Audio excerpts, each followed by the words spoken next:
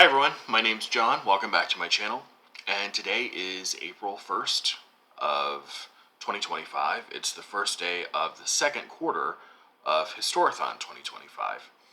And during quarter two, we read everything written in or about the years 500 AD to 1500 AD. And I have for you 10 books that I'm thinking about and a recommendation for people who may not be too familiar with quarter two or know where to start with quarter two. This is not a list of everything I'll be reading. I do have some things I definitely want to get to, but it won't be all 11 of these books, certainly. So let me get started. I want to start off with the book that I'm going to recommend to everyone just to get your feet wet and see what you might be interested in, at least in a European context, for mostly medieval history, since this is what the period is all about. And it is a book by Norman F. Cantor. It is Civilization of the Middle Ages. And I can't read the subtitle, the blurry subtitle in the camera, so this is the completely revised and expanded edition. He wrote it in the 60s, and then about 10 years before he died, he pretty much revamped it and published it again in the early 90s. And this takes you up through the early Renaissance, actually, but starts during the late Roman Empire.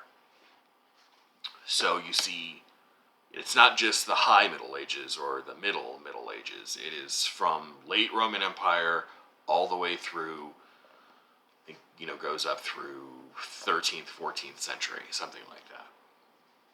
So it hits all the high points, doesn't go into detail on any one thing in particular. But if you don't know where to start, you're interested in Europe, you're interested in European medieval history, but you want a general overview, this is the place to go. Civilization of the Middle Ages by Norman Cantor. Okay, let's see where to put these. I also have a couple of books on the history of Islam that I'm interested in getting to eventually. Let me start with a general history, and I showed this book, I think, last year on my channel when Princeton University sent it to me. It is from Princeton University Press, and this book is by Michael Cook. It is a history of the Muslim world, from its origins to the dawn of modernity. And I'll read you the inside cover. This book describes and explains the major events, personalities, conflicts, and convergences that have shaped the history of the Muslim world. The body of the book takes readers from the origins of Islam to the eve of the 19th century, and an epilogue continues the story to the present day. Michael Cook thus provides a broad history of a civilization remarkable for both its unity and diversity. After setting the scene in the Middle East of late antiquity, the book depicts the rise of Islam as one of the great black swan events of history. It continues with the spectacular rise of the Caliphate, an empire that by the time it broke up had nurtured the formation of a new civilization. It then goes on to cover the diverse histories of all the major regions of the Muslim world, providing a wide-ranging account of the key military, political, and cultural developments that accompanied the eastward and westward spread of Islam from the Middle East to the shores of the Atlantic and the Pacific. So it looks like this would cover not only quarter two, but also 3 and much of 4 as well. So, which is good because it is well over 800 pages long. So if you're just interested in the subject, it is a more scholarly introduction, or scholarly overview, I should say. We'll see how introductory it really is. But Michael Cook's A History of the Muslim World, out from Princeton University Press. And the other book of a Muslim history is about a specific aspect of it. It's not a general overview, but this is also from Princeton. It's Sunnis and Shia, A Political History by Lawrence Lauer. And actually, it's not Lawrence, it's Laurence. The author is a French woman, I believe, who is a professor at the Center for International Studies in Paris. When Muhammad died in 632 without a male heir, Sunnis contended that the choice of his successor should fall to his closest companions, but Shia believed that God had inspired the prophet to appoint his cousin and son-in-law, Ali, as leader. So began a schism that's nearly as old as Islam itself. Laurence Lauer tells the story of a centuries-old rivalry, taking readers from the last days of Muhammad to the political and doctrinal clashes of Sunnis and Shia today. In a sweeping historical narrative spanning the Muslim world, Lauer shows how the Sunni-Shia divide was never just a dispute over succession. At issues are questions about the very nature of Islamic political authority.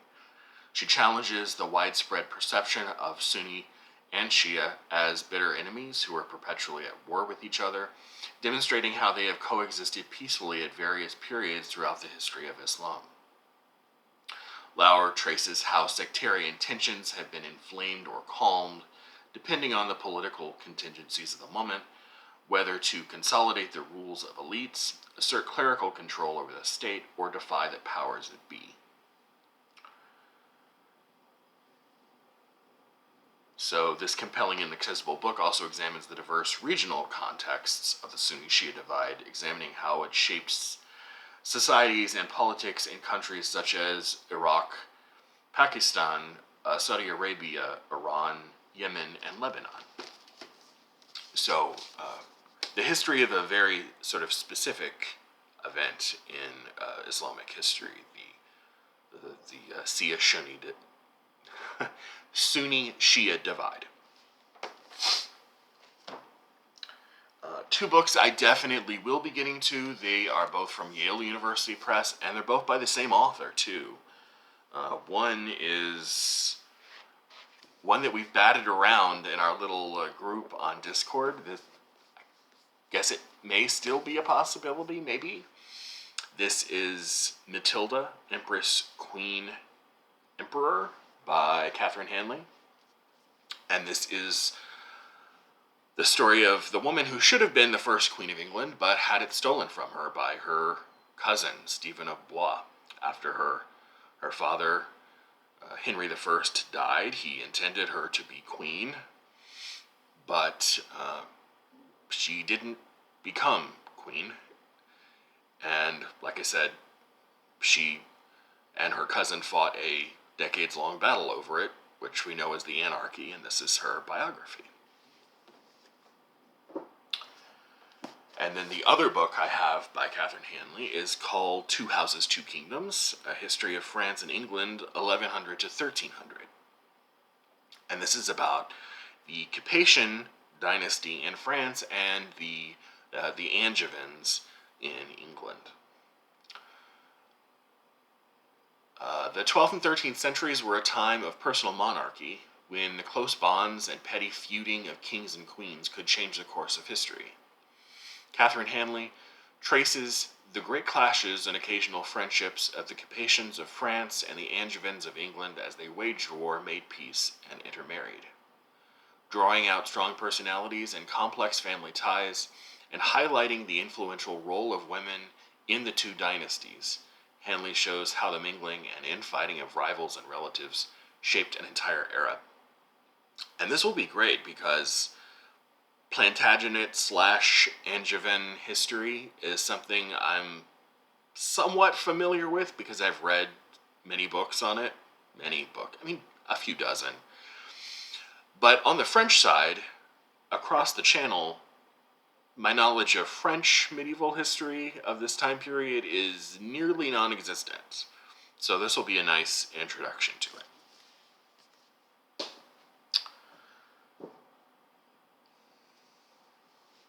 I have, I think, 3 university presses represented in this book haul. I'd never shown this on the channel before. I was holding it off to the side to show in a specific University of Chicago press book thing haul, but it's appropriate for at least the first part of the very tail end, actually, of quarter 2, the Renaissance. So you could read this for quarter 2 or 3, and it is one of the new books out by University of Chicago about the Renaissance. It is Inventing the Renaissance, The Myth of a Golden Age by Ada Palmer. And I've got the press material, and from the darkness of a plagued and war-torn Middle Ages, the Renaissance, we're told, heralds the dawning of a new world, a halcyon age of art, prosperity, and rebirth. Hogwash, or so says award-winning novelist and historian Ada Palmer. In Inventing the Renaissance, Palmer turns her witty and irreverent eye on the fantasies we've told ourselves about Europe's not-so-golden age. Myths she sets right with sharp clarity. Palmer's Renaissance is altogether desperate. Troubled by centuries of conflict, she argues Europe looked to a long-lost Roman Empire, even its education practices, to save them from unending war. Later historians met their own political challenges with a similarly nostalgic vision, only now they looked to the Renaissance and told a partial story. To right this wrong, Palmer offers 15 provocative portraits of Renaissance men and women, some famous, some obscure, whose lives reveal a far more diverse, fragile, and wild Renaissance than its glowing reputation suggests. I looked at this, it didn't look like it was 15 potted biographies, but I guess she sort of interspersed them in between discussions of more general history. But yeah, a nice long book, very, very popular and conversational in tone. And she has a really good sense of humor. On the longer, well, it's not terribly long. It's under 700 pages. But this is not, despite being from a university press, not going to be dense and long and a pain in the ass to read.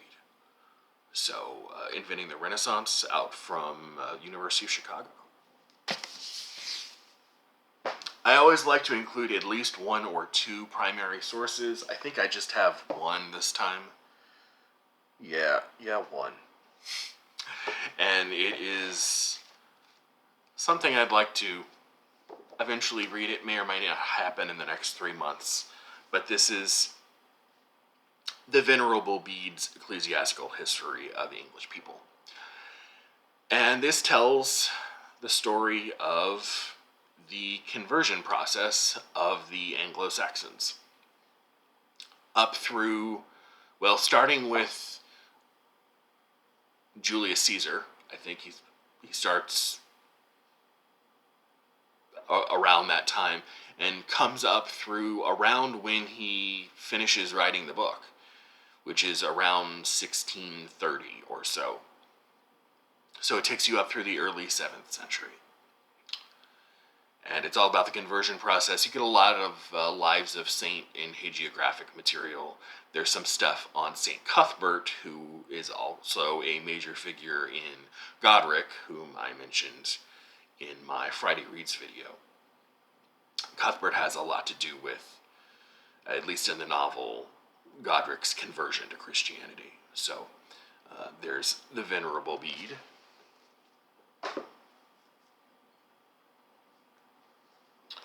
There's another book from Princeton that I bought a couple of years ago. This is by one of the greatest living historians of medieval philosophy, John Marenbaum. And this is his book, Pagans and Philosophers: The Problem of Paganism, from Augustine to Leibniz. Read you the inside cover. From the turn of the 5th century to the beginning of the 18th, Christian writers were fascinated and troubled by the problem of paganism, which this book identifies and examines for the first time. How could the wisdom and virtue of the great thinkers of antiquity be reconciled with the fact that they were pagans, and, many thought, damned? Related questions were raised by encounters with contemporary pagans in Northern Europe, Mongolia, and later, America and China. Pagans and Philosophers explores how writers, philosophers and theologians, but also poets such as Dante, Chaucer, Langland, and travelers such as Lacassus and Matteo Ricci, tackled the problem of paganism. Augustine and Boethius set its terms, while Peter Abelard and John of Salisbury were important early advocates of pagan wisdom and virtue. University theologians such as Aquinas, Scotus, Occam, and Bradwardine, and later thinkers like Ficino, Valla, More, Bale, Leibniz, explored the difficulty in depth. Meanwhile, Albert the Great inspired Boethius of Dacia and others to create a relativist conception of scientific knowledge that allowed Christian teachers to remain faithful Aristotelians. At the same time, early anthropologists like John of Piano Carpini, John Mandeville, and Montaigne developed other sorts of relativism in response to the issue. A sweeping and original account of an important but neglected chapter in Western intellectual history, Pagans and Philosophers, provides a new perspective on nothing less than the entire period between the classical and the modern world. Marenbahn also wrote a wonderful 2-volume history of medieval philosophy. Short books, but dense, that I also have and need to get to one of these days. 3 more. Forgive the schmutz on the cover of this book. I was like this when I got it. This is The Discarded Image, and it is by C.S. Lewis. This is an introduction to medieval and Renaissance literature. I'll read you the back. The Discarded Image paints a lucid picture of the medieval worldview, providing historical and cultural background to the literature of the Middle Ages and the Renaissance. It describes the image, discarded by later years as, quote, the medieval synthesis itself, the whole organization of their theology, science, and history into a single complex, harmonious mental model of the universe. This was C.S. Lewis's last book, and has been hailed as the final memorial to the work of a great scholar and teacher, and a wise and noble mind. So basically, from what I understand, this book looks at the way medieval people saw their world, sort of how they modeled their universe, their mental universe, how they saw the things around them, society, art, science, literature, and looks at that through several writers, not all of whom are terribly popular, don't get a lot of attention.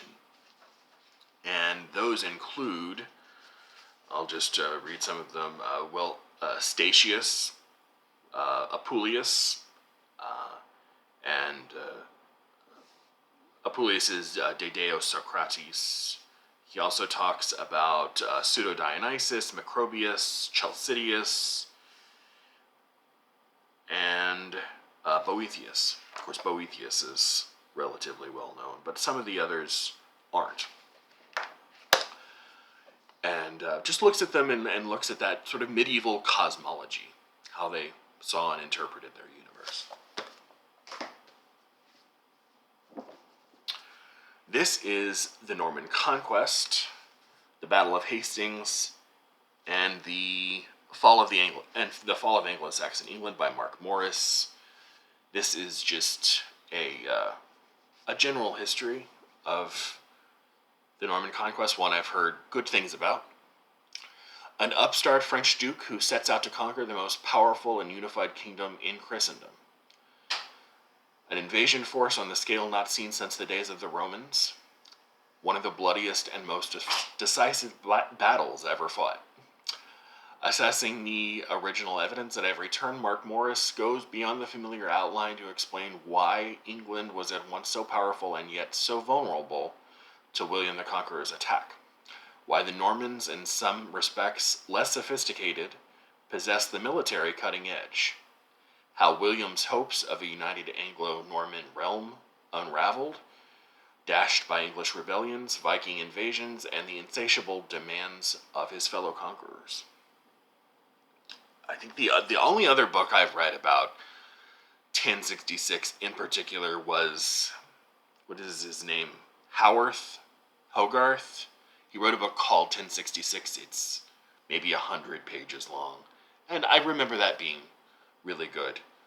So I thought I would get this too, especially with all the good recommendations. And one more book from the University of Chicago, which I showed last year, I think, sometime. This is by Sarah J. Charles. It is The Medieval Scriptorium, Making Books in the Middle Ages. This book takes the reader on an immersive journey through medieval manuscript production in the Latin Christian world. Each chapter opens with a lively vignette by a medieval narrator, including a parchment maker, scribe, and illuminator, introducing various aspects of manuscript production. Sarah J. Charles poses the question, what actually is a scriptorium? And explores the development of the medieval scriptorium from its early Christian beginnings through its eventual decline and growth of the printing press. With the written word at the very heart of the Christian monastic movement, we see the immense amount of labor, planning, and networks needed to produce each individual manuscript. By tapping into these processes and procedures, we can experience medieval life through the lens of a manuscript maker. Also, just, if it's a draw for you, like it is for me, the art is wonderful.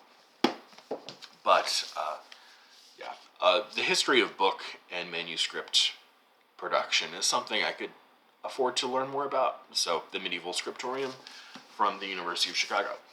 That is it for my 10 recommendations and an extra for a general introduction. Let me know if any of these sound interesting, and if not, let me know what you're reading for the next 3 months for Historathon. Leave me a comment. I'd love to know. I will talk to you later. See you soon. Bye.